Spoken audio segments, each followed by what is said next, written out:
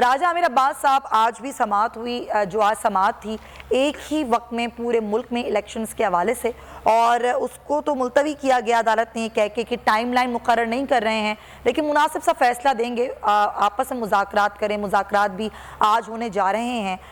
دوسری کل بڑی اہم سماعت ہے جس میں پیش رفت رپورٹ جمع ہوگی فنڈز کی،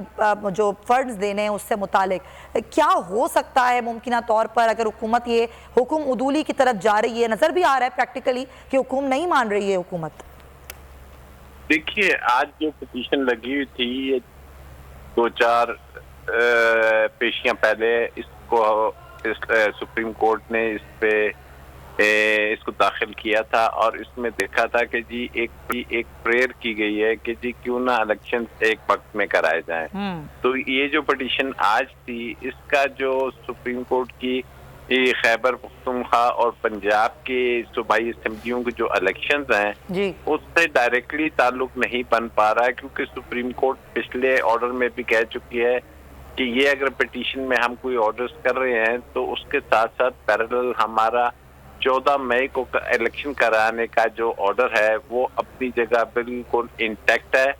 اور موجود ہے۔ اب کل اصل میں وہ کیس لگا ہوا ہے، اس کیس میں میں سمجھتا ہوں کہ کوئی خاطر خواہ حکومت کی طرف سے بھی اور پارٹیز کی طرف سے کامیابی نہیں ہوئی کہ جس میں کوئی کنسنسس ڈیولپ ہو سکے کہ جی الیکشن ایک دن ہوگا، تو سمجھ لگ رہا ہے کہ غالباً یہ پٹیشن فیل ہو جائے گی، اس کو ختم کر دیا جائے گا۔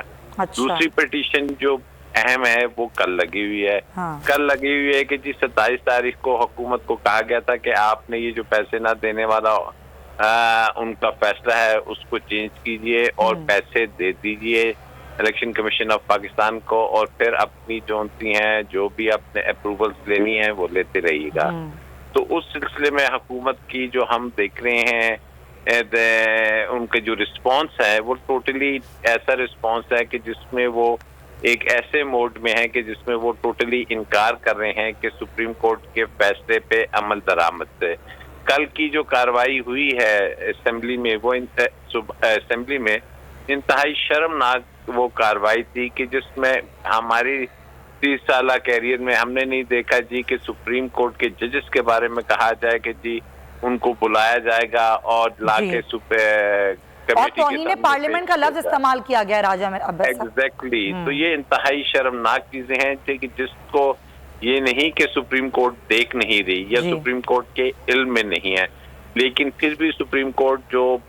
مفاد عامہ کی بات ہے، پبلک انٹرسٹ کی بات ہے، فنڈامنٹل رائٹس کی انفورسمنٹ کی بات ہے کہ وہ دیکھ رہی ہے کہ پہلے الیکشنز ہونے چاہیے، اور کل اگر یہی باتیں دہرائی جاتی ہیں گورنمنٹ کی جانب سے تو پھر سپریم کورٹ کے پاس اب یہ وقت نہیں رہا یا یہ اب ان کے پاس کوئی وجہ نہیں ہے کہ جی وہ پھر دوبارہ سے